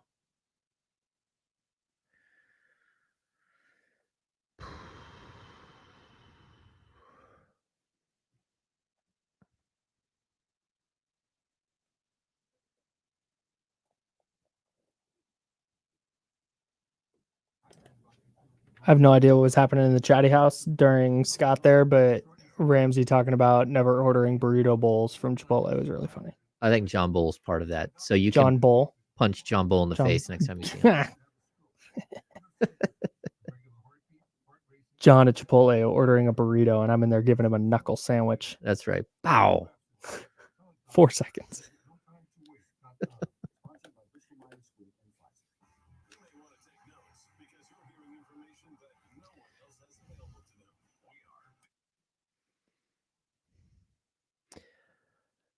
Welcome back to the Insiders here on ESPN 1320. I am James Ham. Joining me, Mr. Kyle Madsen. Kyle, we're making it through. It's football Thursday. This is opening night of the NFL. Lots of excitement. I know it's NFL heavy. So if you're here for King's Chat, we'll get to King's Chat. There's going to be months and months and months of King's Chat. But for right now, I like this. I like that we're focusing a little bit on football, especially with the buildup. Yeah, me too. Yeah. Like there's always a lull. There has to be a lull in an off season. And with the Kings right now, there's just not a lot happening. No. But as soon as when training camp starts in what, a month? Oh, Less than a month? Yeah. October 3rd is media day. On October 3rd, he asked me what day it was. It's October 3rd. Mean Girls. That's today? No, it doesn't matter. Anyways, shout out to anybody who got that. Yeah, so less than a month away from media day, and then training camp start, and there will be heavy Kings talk on this show. Oh yeah, for sure. All right, let's get back into, we talked about earlier that the Athletic has the San Francisco 49ers as a 10th best team coming into the season. So I don't agree with that. Me neither. I think a lot of people out there don't agree with that. I'm not saying that they're number one, but a lot like how I don't think Brock Purdy is number 32. I think the numbers are askew. But NFL executives have spoken, and they believe the San Francisco 49ers to be the number 2 team in the NFC. That seems more realistic. But even if we say that, that doesn't mean that. I mean, that still means that they could be number 5 because the AFC has got some really incredible. The AFC is loaded. Yeah, the AFC is loaded. the AFC, the two conferences are very different in this way. The AFC has, I think, probably 5 teams that you could talk me into winning the Super Bowl. Kansas City, Baltimore, Cincinnati, Buffalo. I'm missing one. I'm missing like an obvious one. Oh, the Jets. Okay. Like you could talk me into the Jets. I picked the Dolphins to go to the Super Bowl. You could talk me into the Dolphins. And I didn't do that just because Jesse's sitting here. I did that independently. I made that pick at home. I think you're just trying to make a friend. It's like, yeah, I told you I need everybody to like me. Tell me your favorite team and I'll predict them to go to the Super Bowl. It's your first week on the job. You're like, oh no. You just hit the mood lighting? The lights just died here. I love that for studio. you. No, this is great. I feel like I should start singing the song here. Yeah, no, you've got the spotlight on you right now. This is like it actually looks great. It looks great on the stream too. All right. I don't know why that happened, but hopefully the other lights don't go out because then it'll be really strange and dark in here. And then we got to start telling scary stories. Yeah, it'll be like the teleprompter went down on SNL. Teleprompter's down. But and then there's the NFC, and the NFC you could talk me into a bunch of teams winning, but for like the opposite reason, not because I think that there's that many teams that could win the Super Bowl, but okay, it's Niners, Eagles if they're in the top tier, and then in a very close second tier. It's the Cowboys. I think the Saints are going to be there. If you told me the Falcons were good, I wouldn't be shocked. If you told me that Green Bay was still pretty good, I wouldn't be shocked. If you told me Detroit was really good, Seattle, there's all these teams that, okay, haven't really seen it yet, but if everything goes right, you could, if you told me, if you came from the future, if you're like, hello, I'm James from 2024. Yep. Here's what the playoff teams are. And you listed out, yeah, the Seahawks won the NFC West, and the Saints won the NFC South, and the Falcons are right there. They were a wild card team, and Detroit won the NFC North, and Green Bay was second, and they were a wild card team. I would not be floored at all. Yeah, I think it speaks to the mediocrity of the NFC. Yeah, right. It's all either very mediocre or they have a lot of teams that are right there and need one or two things to go right to go from, okay, that's an 8 or 9 win team to, wow, that was a 12 or 13 win team. I think it's something that, like, when you see the changeover in sports, like, especially like we see it in fantasy because we start playing fantasy football like the weeks before, and you start seeing that, okay, like there are so many rookie quarterbacks this year, and we have no idea what any of those rookie quarterbacks are going to be. And we have so many question marks about who's going to be the running back in this position or this one. That's when I start to get to teams that at least that like structurally have similar players that are coming back for another year. It's where, like, we didn't even mention the Vikings that had a good season. You're looking at, like, that could be a strong team, but I just don't know. There's so many question marks. You mentioned Green Bay. Okay. They have a quarterback who hasn't been able to prove it. Even the Jets, like, I'm not convinced that the Jets and the AFC are just going to be a team that instantly is that group that you switch out one player and it means everything. I don't know that that's the case. Now, another year with Robert Saleh, yeah, I get it. Yeah. You bring in Dalvin Cook to help out the running back situation while Breece Hall is getting back up and going. They have some talent at the wide receiver. Like, I get it, but the AFC is tough. I think the deal with the Jets specifically, I'm super happy you brought them up. I think the deal with the Jets specifically is when you watched them last year and you watched them be super competitive, and it was Mike White at quarterback for some of those games, and it's whatever Zach Wilson was doing, and you're going, man, if they had mediocre quarterback play, they'd be really good. And then they went and got Aaron Rodgers, who wasn't awesome last year, but was still a good player and is 2 years removed from being the back-to-back MVP. And so if Aaron Rodgers, even if he's not an MVP, is in the conversation, all of a sudden you're going, wow, the Jets, they got 6 times the level of quarterback play they really needed to be good. Watch out. I get it. I get that, I just don't know that I believe that Aaron Rodgers has that much left in the tank. That's fair. That's fair. I don't. And I also, like, he went from being like really likable, like local kid here, to very unlikable, like very quickly. Sure. And like, it's kind of surprising that you see a change like that. And maybe that's why I'm not valuing the Jets in the same way. Maybe fair. It's because it's like, so you have that hanging over your head. This is fascinating because I think that exact logic is what people apply to the 49ers. where you say, I just don't think Aaron Rodgers has enough left in the tank to be like that team where the Jets are going to be in Super Bowl contention. I think there's a lot of people, mainly, who is it? Bo Wolf, our guy from The Athletic, who looks at the Niners and goes, I don't think Brock Purdy can be that guy to get them over the hump that they've continued to run into because of quarterback play. Okay.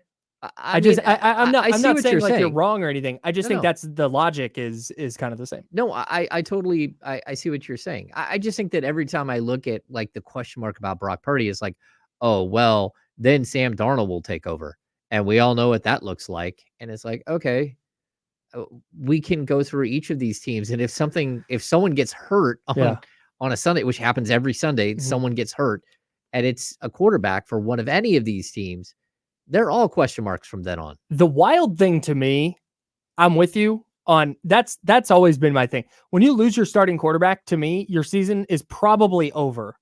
The 49ers have been a pretty significant exception over the last couple of years, more specifically last year than in 2021. Jimmy Garoppolo missed 2 games, but specifically last year, the 49ers were an exception. But the wilder part to me with Sam Darnold is the people that are like picking him to win MVP and going, well, Sam, they're going to win the Super Bowl. This is multiple people, like people on NFL Network and on the 33rd Team, which is a site run by a couple of former NFL execs, and they have a bunch of old coaches and executives and players doing stuff for that site. Smart football people, notable people, going, well, the Niners are going to win the Super Bowl because Sam Darnold's going to take over eventually and they're going to shoot to the moon. That's the one I can't wrap my brain around. Yeah, this is all weird. I think there is no happy medium. There's nothing in the middle. It's either everything is going to happen good or everything's going to happen bad. There is no middle ground. There's no way to be 500 now at the end of an NFL season because there's 17 games.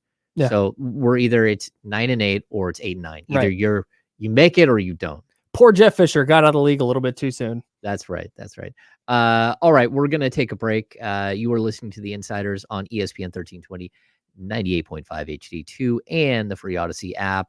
We'll be back in just a few minutes, and we'll continue this conversation as we head towards opening night of the NFL, Chiefs-Lions.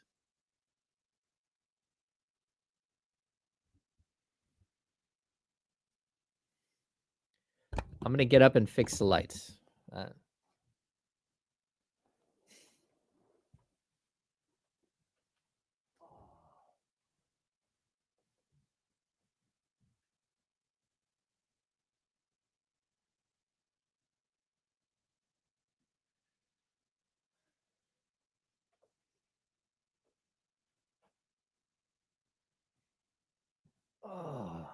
Oh. Honestly, I was into the ambiance. I'm going to see if I can mess with my lights. Oh, I could probably change the lights. I probably, to be honest, I'm not nearly as washed out when the lights go out. Oh, no, you're changing. Is that my lights too? No. Oh yeah, look at Kyle. Night Chat with Kyle Madsen.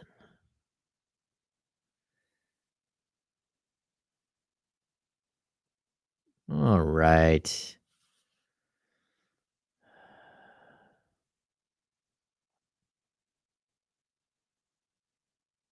Have we got any update yet on Travis Kelce? I don't think we have. Oh, Russell Hunt throwing shade at Jesse. What'd he say? He says, hey, Kyle, you're doing a better job than Jesse does. Oh.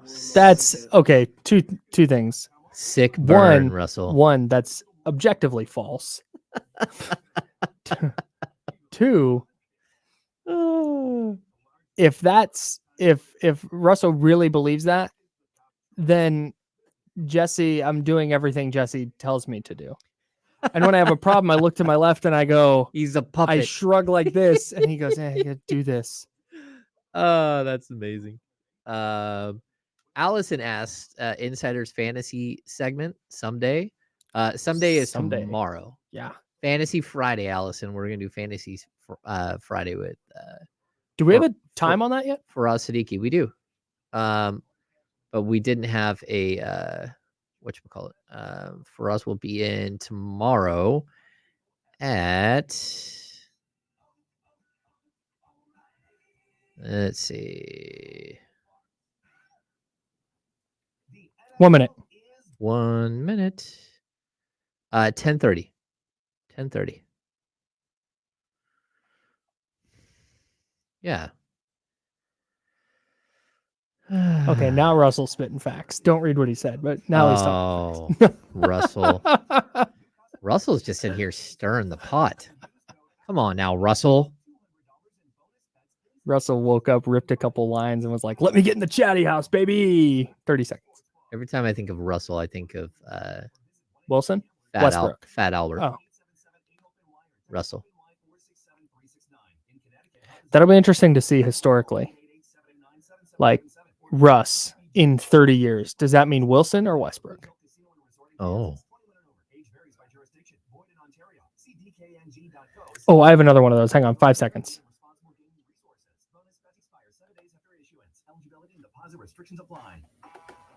Odds, picks, and projections on the ESPN 1320 Insider Show are made possible by BetQL and Odyssey Company.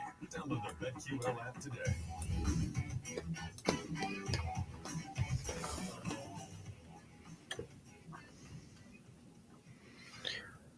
Welcome back into the Insiders here on ESPN 1320. I am James Ham, Kings Insider for ESPN 1320 and the Kings Beat. We haven't mentioned the Kings Beat nearly enough. Kyle Madsen, of course, is our 49ers Insider, 49ers Wire. Kyle, what's going on? How are we doing? I'm doing great. I was wondering during the break if Russ in 20 years will mean Russell Westbrook or Russell Wilson, because right now I typically don't know. If I'm talking to Damian, I know exactly what it means. But if I'm talking to anybody else without context, if it's December and somebody goes, "Man, did you see Russ last night?" Couldn't tell. I couldn't tell you which one. I think Russell Westbrook has just been so much bigger. I don't know. Russell Wilson, like, you think? Yeah, like I don't know. And the way that Russell Wilson is kind of like a weirdo. He's kind of viewed now. He's viewed through this weird like lens. No, it's just he's weird. The lens is fine. He's just a weirdo. The lens is totally fine. No, the other one. This is jarring to me. Okay. The youths believe Melo is LaMelo Ball, not Carmelo Anthony.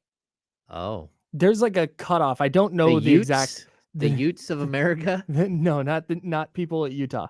No, the youths of America think Melo means LaMelo Ball, and it most certainly does not. That was you missing a My Cousin Vinny reference. Bro, that was you missing a My Cousin.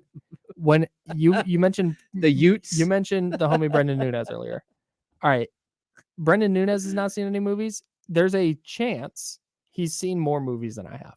Wow. Name 4 movies right now that you think that I should have seen. Old School. Oh, I've seen that one. This would be super funny now if you pick 4 well, movies. Okay, so the first movie that we tried to force Brendan to watch was What About Mary? There's something about Mary. There's something about Mary. Why I have seen that one. Okay. I have seen that one. And then 2 for 2. Sean is always trying to get him to watch Life. Never seen it. Okay. That's a cereal to me. Okay. So it is. Mikey likes it. Life cereal. Sure. That's probably well before your time. That's way over my head. There are commercials. There was a kid named Mikey that didn't like anything, but he liked Life cereal, and their tagline was "Mikey likes it." Okay. I don't know. I don't know a fourth movie. So let me tell you some of the movies I've not seen. Okay. No Godfathers. What? I've seen none of the Godfathers. That's shameful. Goodfellas. Never seen it. Oh. What are some other? You should not only watch The Godfather, but you should watch The Offer. Never seen it. What it is. Which is Casino. Not seen it. Oh man. Well, you're just going down like all the mobster movies you haven't seen. Yeah, How come you haven't seen any mobster movies? I don't know. I'm big into like mobster stuff, Like that's one of the fascinating things about Vegas to me. But I've like just you never dress up for Halloween as a mobster. But No, I don't dress up for Halloween. That's a lie. I dress up for. I don't know why I said that. I act like I have disdain for Halloween. I don't. I dress up. Me and my wife do matching costumes. We're adorable. We like to. Okay, we go all out. And this is where John Bull and I have a connection. John Bull You and guys do Halloween together? No, but we do love Nightmare Before Christmas. And so John actually, I got the Jack the Skeleton King, the big like 7 foot tall animated thing you put out in front of your house. And then John Bull ended up having he had got Sally. And so then I had to go get that. And then Oogie Boogie came out and we got that. And then this year they came out with a 13-foot tall Jack. That's all animated. I've seen it. I've got it. It's come still in the on. box. It's still in the Come box. on. It hasn't gone outside yet, but you have to rope these things down. Like it's not like a 5-minute adventure to put one of these things up because number one, you spend big money, and if it tumbles, it does night horrific damage. Like my Jack, head flew off last year in a windstorm. I'm sorry. I need you to repeat what you just said. Yeah, Jack the Pumpkin King, his head flew off. Like he fell, hit the ground, head popped off, broke the collar. Chaos. I had to I put him back in the box and said, I'll get to you next year. And then maybe I will, maybe I won't, because now I have a 13-foot tall one. I don't know.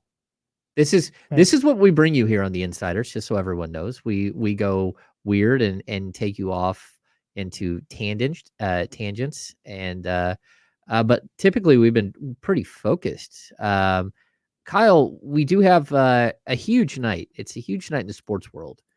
Chiefs Lions, and I for one am confused why the Lions are on opening night of the NFL. I get they're like the darlings, but we can talk about all these incredible AFC teams, and I'm just confused why we aren't seeing like a Bills Chiefs. There's so many. Because it's a Thursday night. Okay. And I get wanting to put like a marquee matchup to start the year, right? I totally get what you're saying. Yeah. I think that the NFL is trying to project out a little bit here. And maybe right now, because the Lions are in that space that we just talked about with the Raiders, where I don't care how fun they were at the end of last year.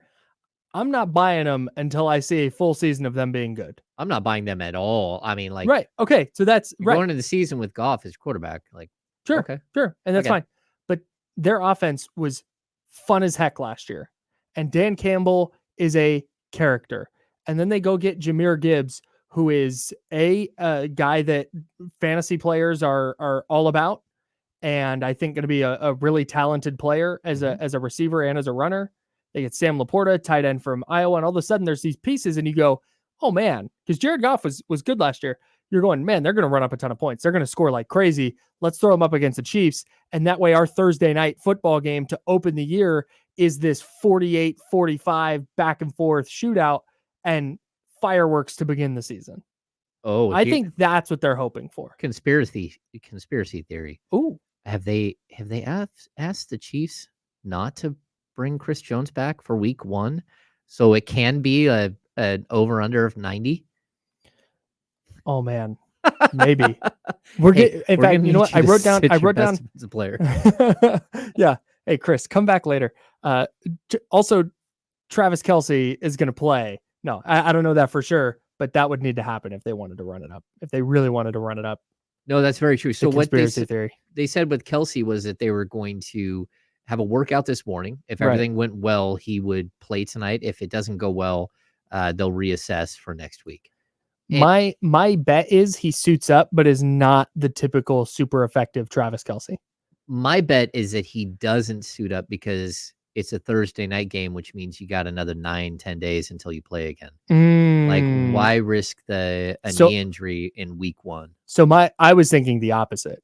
Was you play him tonight, maybe he's not super effective, but he's on the field. They got to defend you a certain way, and then he gets 10 days off after. But I think your line of thinking is probably more correct if that's really a worry. Yeah, two sides of the same coin. Yeah. Interesting. Are there any weird rule changes we need to look out for in this first game? Nothing weird. Speaking of this game, we're going to do some picks on in the next segment. The only rule change that's really notable to me, well, there's two. There's the new emergency quarterback rule. Okay. Where a team can designate an emergency third quarterback. We'll call this a 49ers rule. The 49ers rule. Well, and yeah, teams looked and went, this has not been a problem for a while. The emergency QB rule, was it the early 2000s, got taken out, where you no longer designate an emergency quarterback.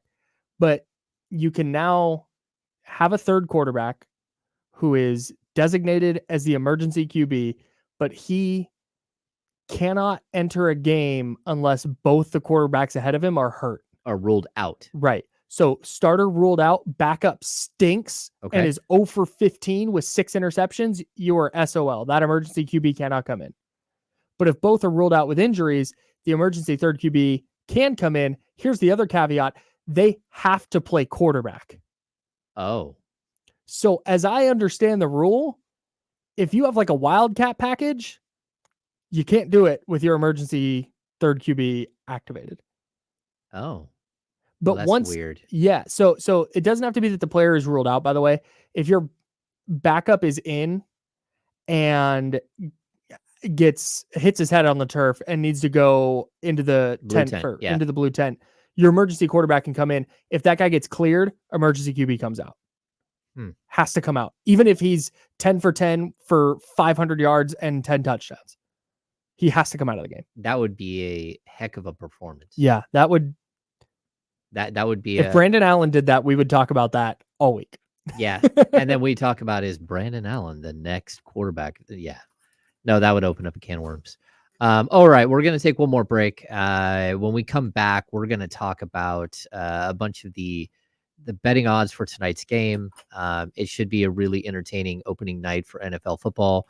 They had a real dud a couple of years ago, and then they had a bunch of duds on Thursday night. So hopefully we're going to see some excitement, something we haven't seen before, something new, something different. You are listening to The Insiders on ESPN 1320, 98.5 HD2, and the free Odyssey app. We'll see you in just a minute.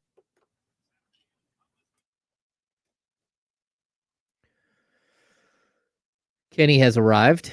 We got Kenny making the rounds, kissing babies, hugging it out. Russell Hunt, you're all over the chat today. The Fifth Element is strangely underrated. What's up, my man? What's going on? I did thumbs down Forrest Gump because I have not seen it. Not that it was bad. You've never seen Forrest Gump? What? What is happening, Kyle? What? You've never seen Forrest Gump? Correct. Oh, now we've got the happiest. Yeah. Kyle's learning. No, I've seen like bits and pieces of it, but I've never sat down and been like, I'm watching Forrest Gump today. It's pretty phenomenal. Oh yeah, fair catch rule on kickoff. Good call by Ramsey. You can fair catch on a kickoff now and get the ball at the 25.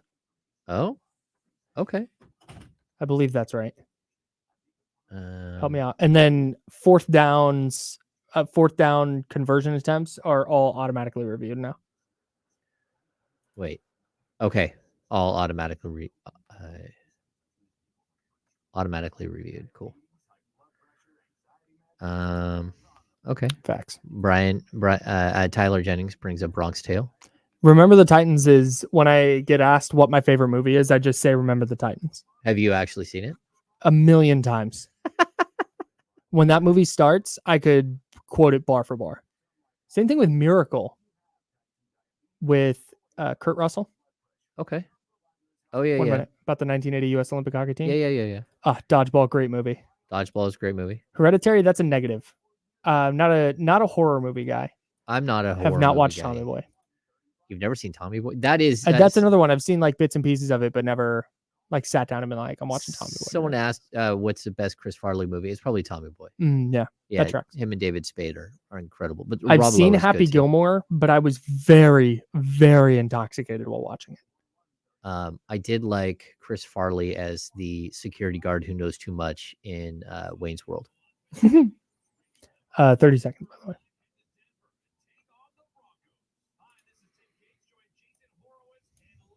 Con Air and The Rock. Come on, Russell.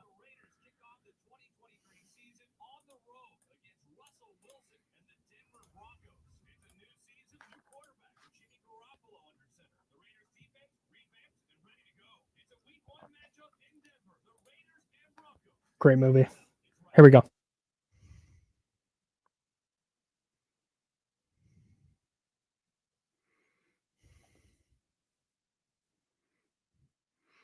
Welcome back into the Insiders here on ESPN 1320. I am James Ham. Joining me, Kyle Madsen. Kyle, we're gonna have to do like going ham or going mad on these segments where we start talking about betting. I don't know. The Chiefs tonight, -4.5. Are you down? Oh, I don't think so.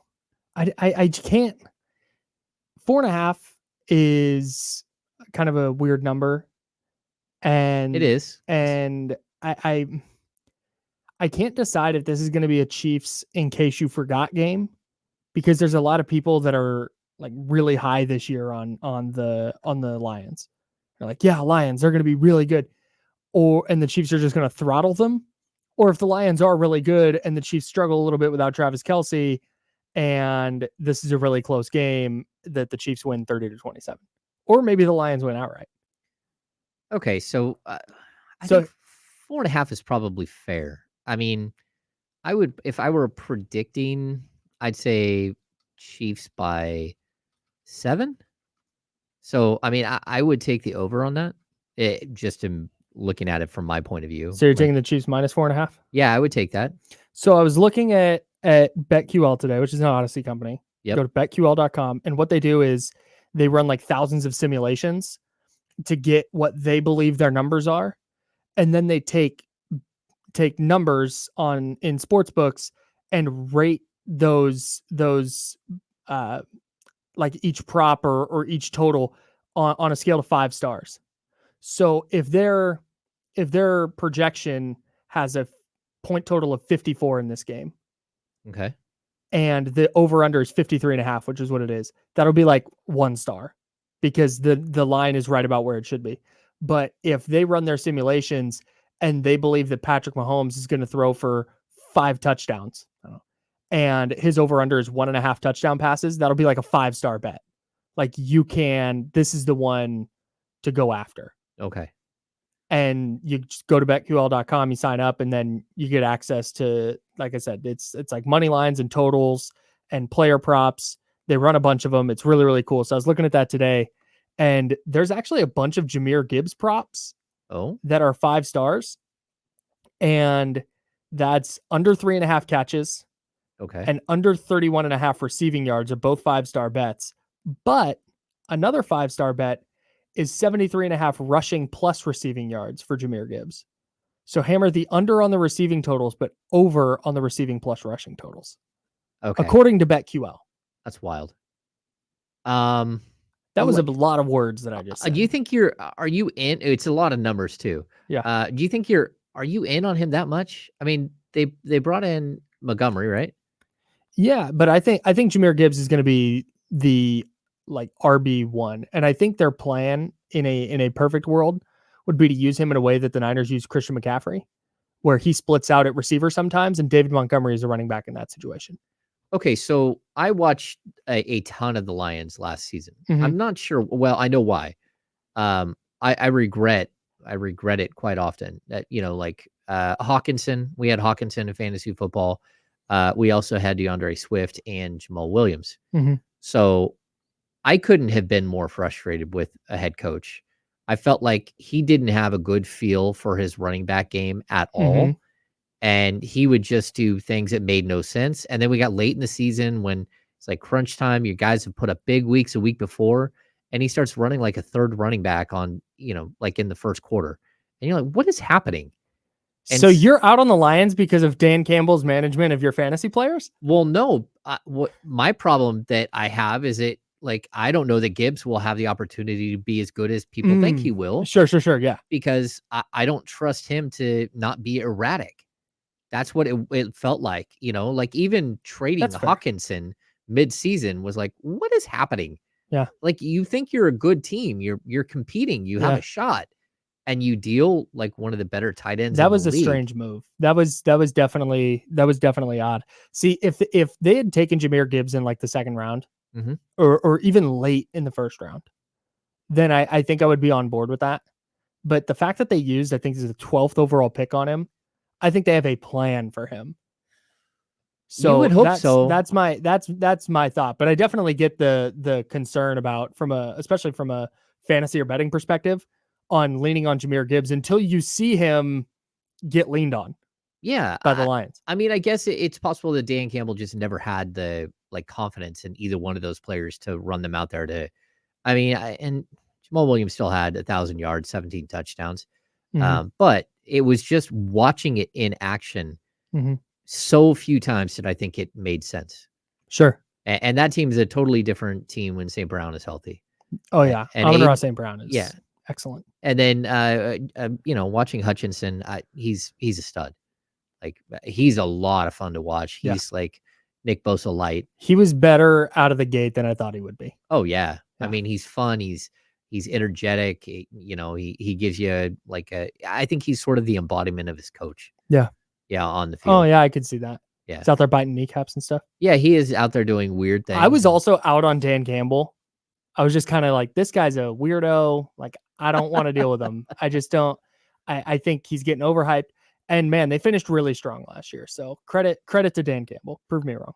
I get it. They finished really strong because they started 1-6, I think. It wasn't good, but then they flushed all their like star running backs down the toilet, and they went a completely different direction. Like, at certain point, like, if something's working, you probably need to give that more of a shot. And I just thought it was a really strange direction to take, where you're just changing everything just to change. And that's what I felt with Hawkinson midseason. It's almost like no one is bigger than the coach. Like, the coach is the one that is going to run everything, and like, it's his world, and everyone else is living in it. Yeah, so. I'm not familiar enough with their like scheme or whatever to know how TJ Hawkinson was going to fit for them long term, and maybe they just figured they weren't going to sign him, so get an asset for him in a year where they weren't going to win the Super Bowl. Maybe he was really good. Yeah, no, for sure. And then the Vikings broke him off a little check. Patrick Mahomes, over or under 2.5 touchdown passes tonight? Over. Like the over. 5-star bet from BetQL is over 37.5 pass attempts for Mahomes. Ooh. I think I would. This is why I'm a bad sports bettor. Well, that's 5-star bet, so I would take it anyways. But because I trust the homies at BetQL, but I just want to. I know rooting for overs is typically the thing. I don't always do that, but with Patrick Mahomes specifically, I'm like, yeah, dude, run up the pass attempts. Give me the over, and I want to root for him to throw the ball every time every time he takes a snap. I know my guy Pete Youngman always hates when I say this. He is a huge Chiefs fan. Pete, of course, I didn't know that. The longtime trainer of the Sacramento Kings. Yeah. There are moments where I watch Patrick Mahomes and I think that he's like checked out, like that he's going through the motions, and his motions are still so much crazier than everyone else. But there are times where he just doesn't seem to be fully engaged. And I hope we see the fully engaged, because I also think that Andy Reid sees what I see, and he pulls back, like, all right, we're going to try to win this one a different way, or we're not going to win this one, and I'm not going to get him hurt, and we're not going to do a bunch of crazy stuff. Sure. I can see that. All right. Yeah. Yeah. Let me see. Do I have any more here? Do you have any more? You got any more bets for us? Who are you picking tonight? You have the Chiefs. What's the final score?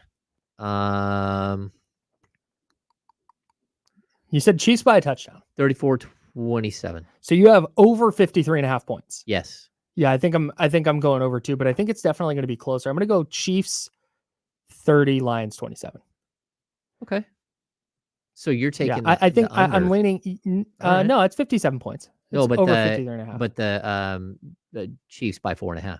Oh yeah. No, I'm not touching the spread on this one. Oh, I also wouldn't bet the Lions plus 4.5, because, like I said, if you told me that the Chiefs just went out and steamrolled Detroit, yeah, I would not be shocked. No, if you told me that Detroit went out and steamrolled Kansas City, I would be stunned. If that happens tonight, we got something to talk about tomorrow. But I'm leaning toward a closer game more than I'm leaning towards the Chiefs boat racing Detroit. I'm now upset. Kyle thinks we have nothing to talk about tomorrow. No. Not first thank week. God. We have to have something to talk about on Friday. Thank God we have something to talk about. No, more like we would have to then talk about the Thursday night game and where the Chiefs are either with or without Travis Kelce if they get boat raced by the Lions. And we would have to talk about the Lions as a threat to the Niners in the NFC. Okay. That's all. Boy, the Lions as a threat. I know, it's weird. NFC. It's weird as heck. What did Kyle just say? Weird as heck. Did Kyle just say? We do have a pack show tomorrow. We have Faraz Siddiqui coming in to talk fantasy football, a fantasy Friday here on the Insiders. Excited about that. And we'll recap what's going on after tonight's game. So thanks for tuning in to the Insiders on ESPN 1320. I'm kind of leaning towards the Chiefs steamrolling the Lions now. The Chiefs. Like the more I think about it, oh boy. Now you're just this is why I don't bet. This is why I don't bet on games anymore. It's also illegal in this state, but that's fine. We're fine. It's all fine. All right. Thank you for tuning in to the Insiders. We will see you tomorrow.